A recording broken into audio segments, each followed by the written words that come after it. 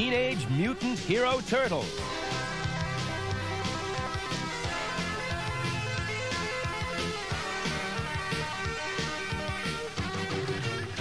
Splinter no more. There was a deathly hush in the underground sewer. No sounds filtered down from the street, except for the occasional draft whistling through, then wailing into the darkness. Footsteps echoed along the tunnel. The Teenage Mutant Hero Turtles hardly dared breathe. Their eyes were fixed on a strange-looking figure emerging from the shadows. "He's here," whispered Donatello. "Yeah," breathed Raphael.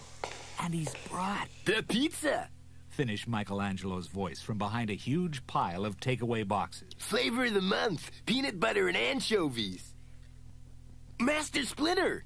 He greeted the humanoid rat who had trained the turtles in martial arts and given them their names. "How about some of your favorite fish?" "Very thoughtful of you, Michelangelo," said Splinter with a deep sigh. "But I'm not hungry." "Splinter's been acting mondo depressed lately," commented Michelangelo to the others as Splinter turned away. Probably worried about Shredder's next move, said Raphael, naming the enemy from Dimension X. "I don't think that's it," said Leonardo thoughtfully. "I think Master Splinter misses being human." Donatello bolted down the last of his pizza and snapped his fingers. "Hold it, guys! I think I've got just the thing!" He looked pleased with himself as he held up a jar filled with flakes of dried greenish gunk. The others weren't impressed.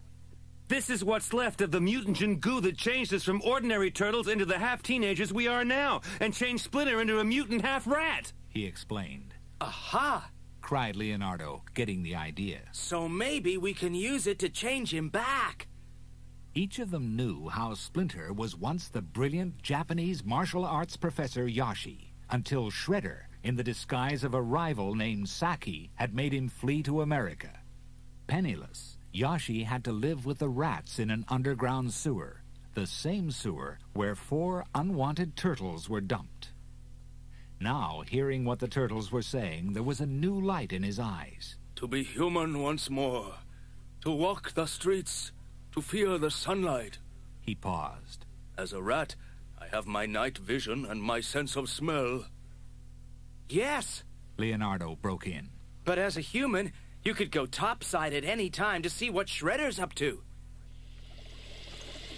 They all gathered in Donatello's laboratory, where they watched chemicals blending and changing colors, swirling through tubes and coils to a drip dispenser, making the radioactive goo glow and turn into liquid. "Careful with that stuff, Donatello," murmured Raphael. "If we get any on us, it's back to the glass bowl in the pet shop." But Donatello was not their scientific genius for nothing. "Not to worry," he said, sucking up some of the goo into an atomizer spray. The turtles held their breath, and Splinter closed his eyes against the sudden, brilliant glow. Then, as it faded, "Yashi!" cried Donatello. "It worked!" yelled Michelangelo.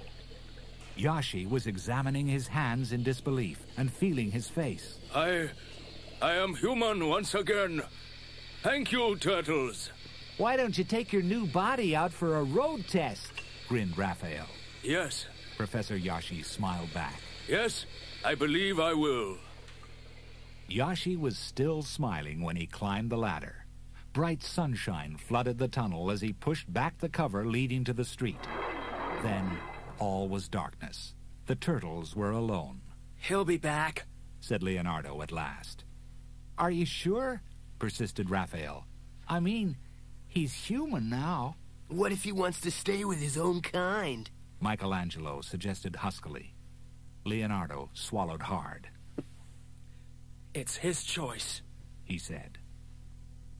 Plenty was happening in New York that day, although it didn't seem like it to TV newsgirl April O'Neil at Channel 6. "Public service announcements for Library Week," She snorted, consulting her clipboard. "What a boring..." She stopped.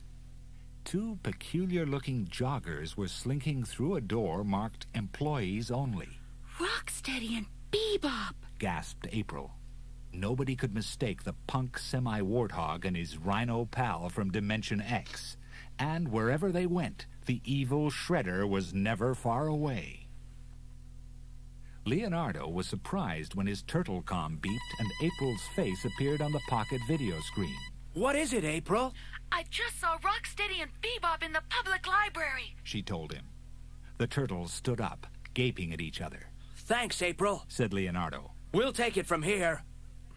To the turtles, it seemed a wacky idea to be hounding Shredder in the public library. But that's just where he was, wearing a long hooded robe that hid his steel helmet and visor. This is it! He cried, suddenly, his head bent over the pages of an old book. The ancient spell that will open a portal to any dimension. He clasped the precious pages. No longer must I beg that pink-faced Krang's favors. He went on, clearly enjoying this taste of power. I can call my warriors from Dimension X on my own. Meanwhile, Yoshi was enjoying his taste of freedom. It's been so long since I've been able to walk among people, he said to himself, watching the crowds of tourists and busy New Yorkers in wonder. And what about the calm greenery of Central Park, he thought. He was looking forward to a quiet, peaceful stroll there. It was very peaceful and quiet in the public library, too. So quiet that Shredder could hear voices whispering in the corridor. April said she saw them go down this section. The turtles! Hissed Shredder. Hide quickly! There was just time for him, Rocksteady, and Bebop to dodge behind the nearest stack of books before the door creaked open. Mucho misterioso, murmured Michelangelo. Shredder's been here, whispered Leonardo. I know it. Wrong! Boomed Shredder, rising up from behind a pile of books. I'm still here! He hurled a weapon at the largest bookcase in the room. There was an almighty explosion, and stacks of shelves and books crashed down on the hero. What now, boss? Snorted Bebop. Shredder did not notice a piece of paper fluttering to the ground. Why? He said with an evil chuckle. Finish them, of course! Leonardo was first to recover. Seeing the two villains closing in, he scrambled to his feet, and before Rocksteady or Bebop could do anything about it, he whipped out his sword, hurling it at the radiator and slicing clean through the pipe. Hey! Rocksteady and Bebop couldn't see a thing through the cloud of steam.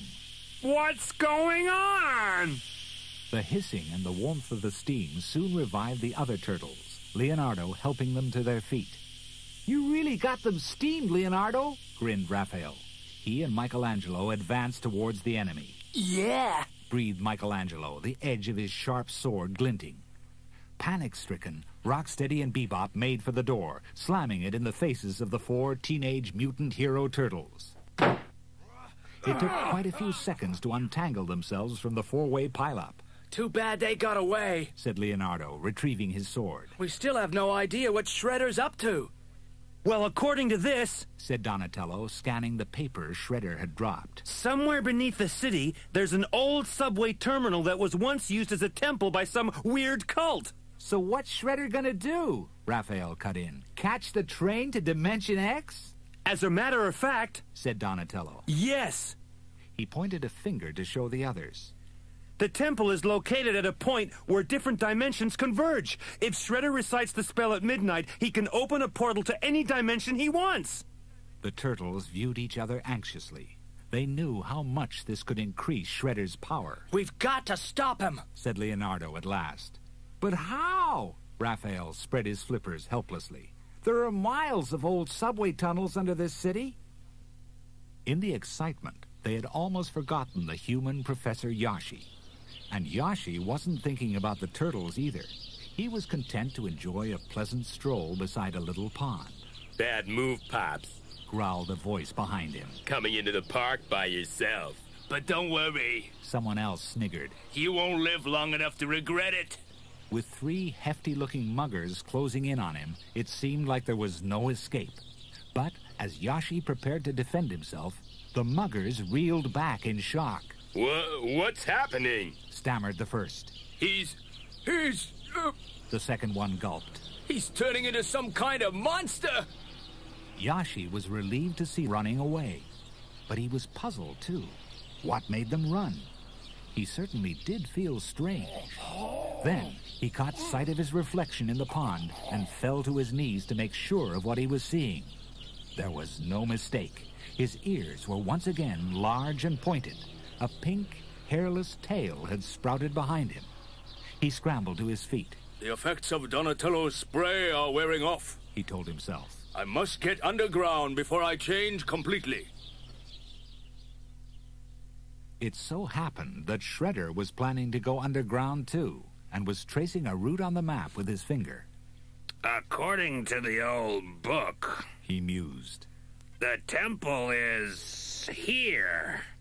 Now I must translate the ancient spell which was used to open the portal. But first... A slow smile spread across Shredder's face as he reached for the comlink.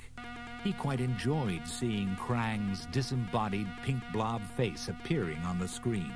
What is it this time, Shredder? I have found the key to other realms, replied the smug villain. Oh, really? Retorted Krang. Well, if you expect me to have your foot warriors all ready to go, you can forget it. I'll show you. Shredder started to bluster. I'll open a portal to Dimension X tonight. I'd advise you to be careful, said Krang smoothly. Unless the spell is spoken quite correctly, it could open a gate to yet another dimension, and there are dimensions much worse than this one. While all this was going on, April had been busy. She was writing up the Library Week report when her turtle comm started bleeping. Sorry to call you at the office, came Michelangelo's voice. but this is mondo important. Didn't you do a documentary on old subway tunnels a few weeks ago? Asked Donatello. We need a videotape of it. Okay, She hissed, keeping an eye on nosy Parker Irma at the front desk. can do. Great. Cried Leonardo. Meet us at the Cornelius building. They had no idea that Shredder was already on his way there, with the book containing the ancient spell in one hand and the map in the other.